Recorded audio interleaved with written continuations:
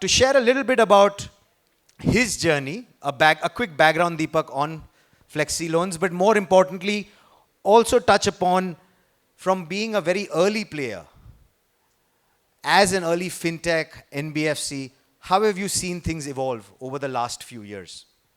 Thank you, Bhavik, for laying the whole how things have evolved and why priority sector is super critical.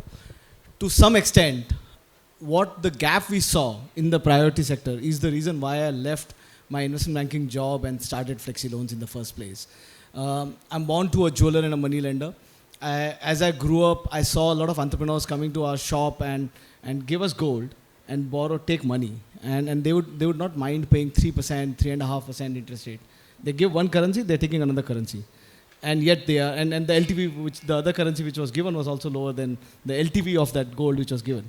So, saw that. Then as I was doing a lot of IPOs and QIPs for banks, saw the level of under-penetration in terms of current accounts being opened by many of these MSMEs, the number of loans being given to these MSMEs was super low. And everybody, including Mr. Vedyanathan, I did the QIP for Capital First, they so wanted to go after this segment because it was super under-penetrated.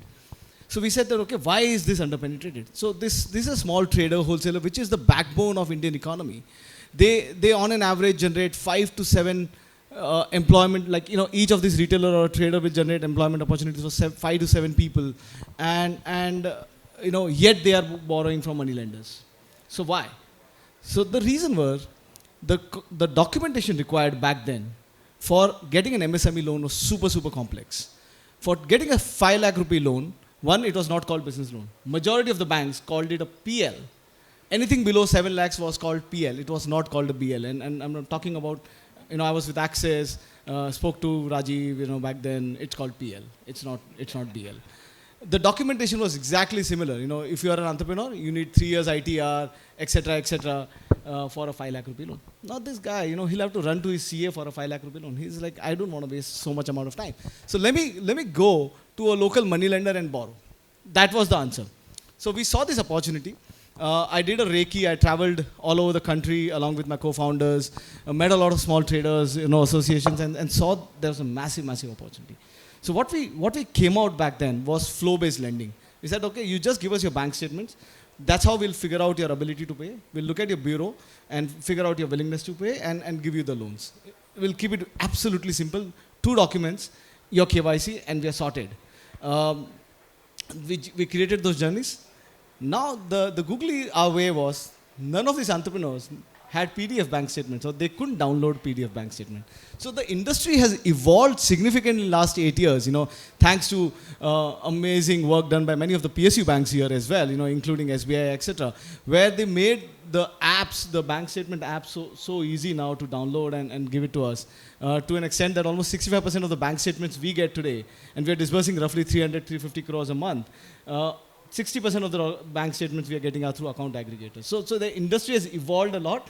But I remember calling these customers and telling them that, okay, why don't you go to the nearest branch and I'll speak to your branch manager to help you get the bank statement to us. So those are the kind of days what we have evolved from. To NASH, getting those NASH printouts and getting those NASH forms filled. And the NASH registration is to take anywhere between 15 days to 60 days. Some of the PSU banks, it took 90 days, and by then you collected 7 checks, 8 checks, etc. So the industry has evolved a lot, but yeah, the opportunity was massive, and the impact which was available for founders like us was massive. Just fast forward 8 years, the numbers were mentioned. We've disbursed 7,000-8,000 crores in loans to micro entrepreneurs, and one thing which I'm extremely proud of, we stayed true to our mission. 75% of the loans which Flexiloans is giving is in tier 2, tier 3 towns. With a single office in Bombay, we've disbursed loans in almost 2,000 plus cities and towns across the country.